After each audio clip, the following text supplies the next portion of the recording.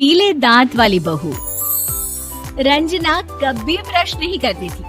उसे कितनी बार उसके माँ बाप ने डांटा, लेकिन उसका कोई असर उस पर होता ही नहीं था, जिस कारण से उसके दांत पीले पीले हो जाते हैं। शादी के बाद अरे बहू, वैसे तो तुझ में कोई कमी नहीं है, पर तेरे दांत इतने पीले कैसे हैं बेटा? कैसे मतलब? कोई सर्जरी थोड़ी ना कराई है। वो तो क्या नाम, मैं ब्रश नहीं करती थी तो पीले हो गए। अब क्या करूं? आप कहें तो लाल करवा लूं या फिर काले? यार ये क्या है, क्यों माँ से लड़ रही हो?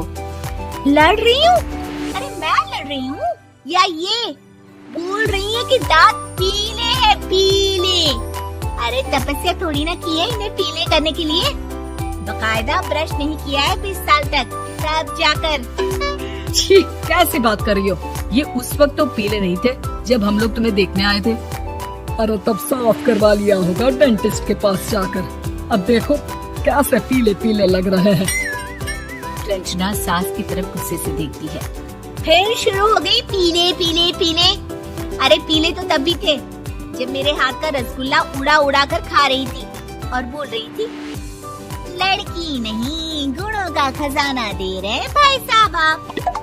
खैर, अब वो लोग करते भी तो क्या करते, पीले दांत वाली बहू पल्ले पड़ी थी तो झेलना तो था ही। एक दिन कीर्तन में रंजना गाना गा रही थी। अरे कमला बहन, माँ का द्वार है, यहाँ तो सब शुद्ध होकर आते हैं, फिर अपनी बहू को ब्रश भी नहीं करवाती तुम। दूर से पीले पीले दांत भक्ति में बाधा उत्पन्न कर रहे हैं। अरे कोई 2 साल के बच्चे थोड़ी ना लेकर आई हूँ मैं बहू बनाकर। अच्छी खासी लड़की है, अरे कैसे करवाऊँ ब्रश? ये तो उसे खुद करना चाहिए ना।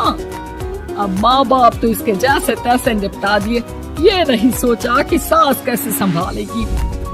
सास बहू को लेकर घर आ जाती है, लेकिन सोच लेती है कि आप इसे लेकर कहीं नहीं जाएगी। अगले रोज बहू कहती है, अरे क्या हो गया, मंदिर नहीं जाना क्या? कीर्तन का वक्त हो रहा है। मेरी मधुर वाणी से कान्हा जी जाते बस सोते हैं। आप तो जानती है ना उनकी भक्ति में कितना मन लगता है मेरा। क्या है ना, तबीयत ठीक नहीं लग रही है मेरी, आराम करूंगी मैं। तबीयत ठीक नहीं लग रही?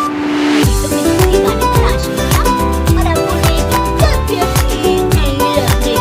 अरे भक्ति में मन लगा लो, ऊपर जाना है, आप उनका क्या? मैं क्या मुंह दिखाऊंगी, इसकी चिंता तो ना कर, समझी? अपने मुंह की चिंता कर, जो ये पीले पीले दांत लेकर हर जगह पहुंच जाती है। पता है लोग कितना मजाक बनाते हैं। ना जी ना, मैं नहीं जाना कहीं तेरे साथ। तो ये बात है, कोई ना, बस जाओ, मैं अपने कमरे में ही बैठ कर भक्ति कर लूंगी। ऊपर वाला दांत थोड़ी ना देखता है, मन देखता है, भावना देखता है। और अरे बस बस, तू सब कुछ दिखा, बस ये सफेद चमकदार दांत ना दिखाना है। बहू को सास की बात का कोई फर्क नहीं पड़ता।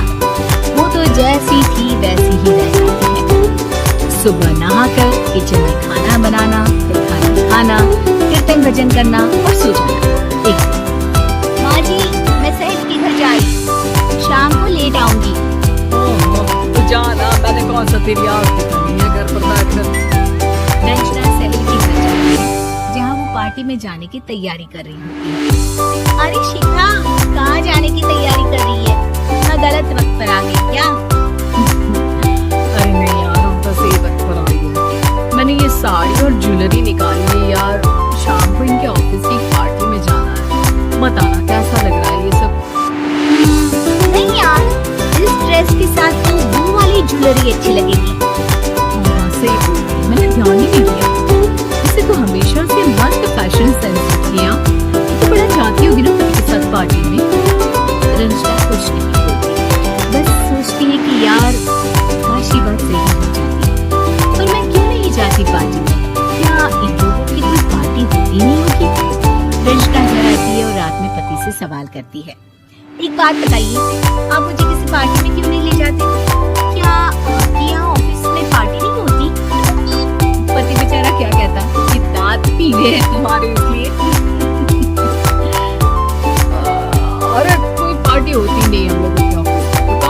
जाऊं? और मार्केट मॉल कहीं वीकेंड घूमना कहीं तो सारे हफ्ते में एक छुट्टी मिलती है, तो सोचता हूँ कि आराम ही करूं। क्यों? रंजना मन मारती रह जाती है।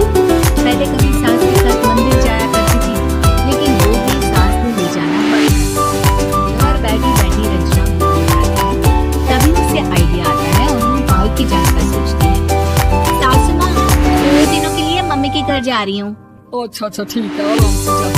और हाँ, माँ से कुछ अच्छी आदत सीख कर आना कि कैसे शरीर के हर बात की तरह दांतों की सफाई भी जरूरी होती है, समझी?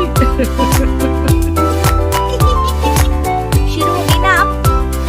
वो लोग आपकी तरह नहीं है कि छोटी छोटी बातों पर तंज बना दे। उन लोगों के लिए मैं मायने रखती हूँ, ना कि मेरे पीले पीले दांत। रंजना माँ को बिना बताए उन लोगों को सरप्राइज देती है, लेकिन जैसे ही वो दरवाजे पर पहुंचती है अंदर देखती है कि घर वाले कहीं जा रहे होते हैं। अब माँ काश रंजना दीदी के दांतों वाली प्रॉब्लम नहीं होती तो वो भी हम लोगों के साथ चलती ना बुआ जी की बेटी की शादी में। हाँ बेटा, लेकिन अब उसे कौन समझाए कि उसको उसके पीले दांत नहीं दिखते, लेकिन उसके आसपास के लोगों को कितना एम्बैरेसिंग फील कराते हैं। मुझे तो कितनी बार उसके स्कूल की टीचर ने शिकायत की तो उसके साथ कोई लड़की बैठना भी नहीं चाहती और ना ही कॉलेज में कोई उससे बात करना चाहता था, लेकिन पता नहीं क्यों उसे ये बात समझ में ही नहीं आती। कोई कमी नहीं है उस लड़की में, बस यही कि दांत ही है। तो भला हो जीजा जी और उनकी माँ का, जो दीदी को जैसी है वैसे ही रखा हुआ है। रंजना को अपने घर वालों की बात समझ वो सोचती है कि वो क्या करे, लेकिन फिर वो सीधा डेंटिस्ट के पास जाती है, अपने दांत चमकाती है और कसम खाती है कि वो रोज ब्रश करेगी। अरे क्या हो गया? तुम तो 2 दिनों के लिए गई थी ना? अच्छा चलो आ गई। रंजना सास के सामने आकर खड़ी हो जाती है और पूरी स्माइल करती है, उसके चमकदार दांतों को दिखाती है। चल रे पत्ते। माँ मुझे माफ कर दीजिए, मैंने आप लोगों को बहुत एम्बैरेसिंग फील करवाया। मैं आज से रोज ब्रश करूँ।